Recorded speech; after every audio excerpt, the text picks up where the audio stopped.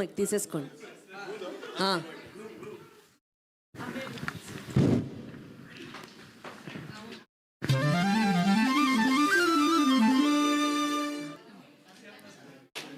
2 days కిందటే ఘంటసాల గారిది జయంతి అయింది. ఆయన గురించి ఒక్కసారి స్మరించుకుందామని. యాక్చువల్గా ఆయన మాతో పాటు మా ఊళ్ళోనే ఆయన సంగీత కాలేజీలు చదివారు. ఆయన ఉన్న కాలేజీలోనే నేను కూడా చదువుకున్నాను సంగీతం. అది నా అదృష్టం అనుకుంటా. ఆయన ఎందుకంటే ఎంతో కష్టపడి, మామూలుగా కాదు, ఆ కష్టం అంటే ఆయన మీద సంగీతం ఉన్నప్పుడు దొంగతనాలు జరిగింది, దొంగతనం కేసు జరిగింది. అయినా కూడా ఆయన మళ్ళీ వేరే దానికి వెళ్ళి చాలా ఇబ్బంది పడి డిప్లొమా సర్టిఫికేట్ సంపాదించుకొని ఆదిపట్ల నారాయణదాస్ గారని మనకి హరికథ పితామహుడు, ఈయనకి మనకి వేణు బహుకరించాడు ఘంటసాల గారికి. ఆయన విద్వత్తు మెచ్చుకుని అంటే అంత అలాంటి దాంట్లో ఆయన పాటలు మేము పాడుతున్నాం అంటే తప్పు ఉప్పు పాడుతున్నాం అంతే అంతే. ఎందుకంటే మాకు ఏమీ రాదు దీనికి. అప్పటికి మాకు రేడియోలు లేవు, టేప్ రికార్డ్ లేవు, పైత్యం అంటారు, పైత్యం అలవాటు అయిపోయింది. ఇప్పుడు నేను అదే అంటాను, నేనేమి వినను. మీరు ఎంతో కష్టపడి వస్తారు, ఇంతమంది ఒక్కొక్కరు చాలా కష్టపడి పాడతారు, కానీ నేనేం కష్టపడను. ఆ పైత్యం ఏదో ఉండిపోయింది. ఆ పైత్యాన్ని ఇక్కడికి వచ్చి ఒకసారి మీ అందరి మధ్యన మీతో పాటు నేను సరదాగా పాడదాము అంతే. ఈ తేజ గారు నాకు ఆయన సంగీతం స్టూడెంట్ అయినా కూడా ఆయనతో పాటు రావాలి అంటే ఒక్కొక్క స్టూడెంట్ని వచ్చి ఇక్కడ పరిచయం చేస్తా. వాళ్ళ కోసం నేను వస్తాను ఈ స్టేజ్ మీదకి, వాళ్ళ కోసం స్టూడెంట్స్, వాళ్ళతో ఎంకరేజ్ చేసినట్టు ఉంటుంది, వాళ్ళతో పాటు నేను ఏదో పాట పాడినట్టు ఉంటుంది. అది ఘంటసాల గారి గురించి మనం మాట్లాడడానికి చాలా అసలు ఏమీ తెలియదు ఆయన గురించి. ఏది మా ఊర్లో హైదరాబాదు సింహాచలం ఏంటి దాన్ని ఏమంటారు, చౌట్రీ అంటారు. అందులో ఆయన భోజనం చేసి కబళం కూడా ఆయనకి ఉండేది కాదు. తువ్వాళ్ళలో వారాలు చేసుకునేవాడు. తువ్వాల్లో రాత్రి అన్నం పెడితే అది అందులో వచ్చే పురుగులను చూసి ఆయన వదిలేశాడు. మీకు వినే ఉంటారు, మీరు యూట్యూబ్లో ఇవన్నీ చెప్పారు. అలాగే కాదు, ఆయన ఇళయరాజా గారు ఒకటి అన్నారు.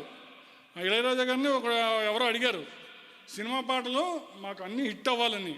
అంటే నేను ఒక ఘంటసాల గారిని కాదు అన్నీ హిట్ చేయడం, కానీ ఆయన అలా అన్నాడు. అంటే ఆయన క్రేజ్ ఎంత ఉంది ఘంటసాల గారిని.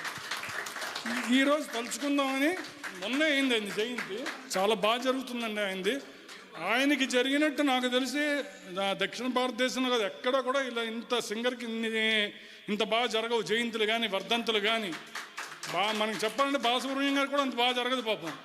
ఈయనకన్నా ఆయన ఎన్నో పాటలు పాడాడు. అంటే ఈయన విద్వత్ వేరు, బాలసుబ్రహ్మణ్యం గారు నేను తక్కువ చేయటం లేదు కదా, ఆయనది వేరు. ఈయన్ని అభిమానించినట్టు అంతమంది బాలసుబ్రహ్మణ్యం గారిని అభిమానించరు. లేదంటే ఆయన బాలసుబ్రహ్మణ్యం గారికి ఎన్ని ఇవ్వాలండి, ఏమయ్యాయండి? ఇప్పటికి 3 అయ్యాయి, 3 ఇప్పటికి అయ్యాయి, కానీ ఎవరు చేయటం లేదు. అదే మనకి ఘంటసాల గారికి చూడండి ఎన్ని జయంతులు అవుతాయి, ఎన్ని వర్ధంతులు అవుతాయి.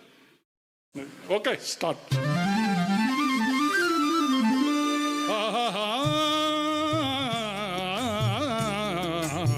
నిన్న కనిపించింది నన్ను మురిపించింది అందచందాల రాణి ఆ చిన్నది.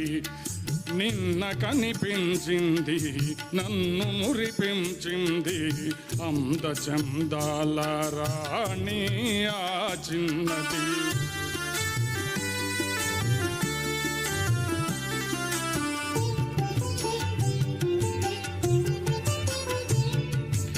ఆమె చిరునవ్వులోనే హాయున్నది,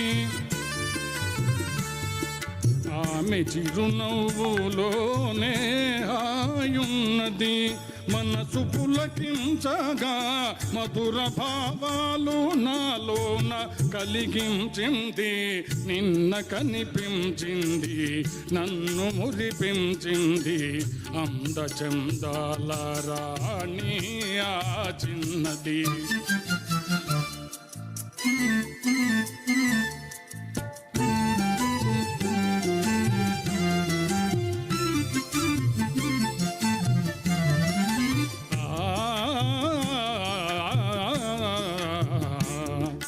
మరచిపోలేను ఆ రూపు నాటికి,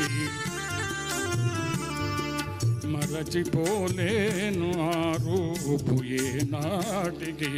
మమతలేవేవో చెలరేగే ఇది ఏమిటి,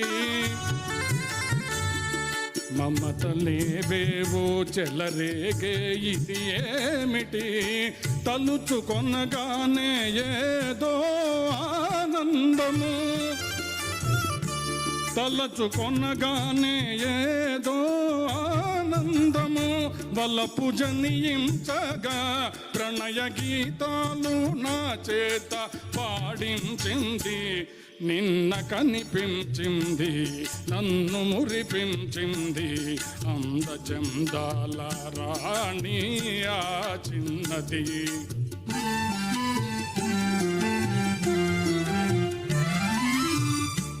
సోగ కనులారా చూసింది సుంపారగా, సోగ కనులారా చూసింది సుంపారగా, మూగ కోరికలు చిగురించే ఇంపారగా, మూగ కోరికలు చిగురించే ఇంపారగా, నడచిపోయింది ఎంతో నాజూకుగా,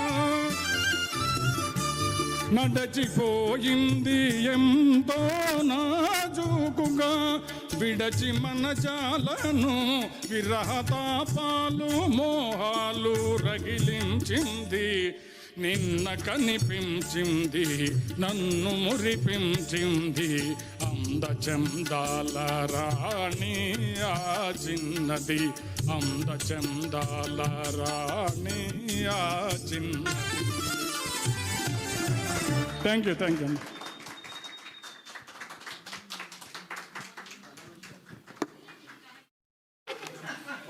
థ్యాంక్స్ అండి. విద్యా గారు, డాక్టర్ ఉదయ్ గారు ప్లీజ్.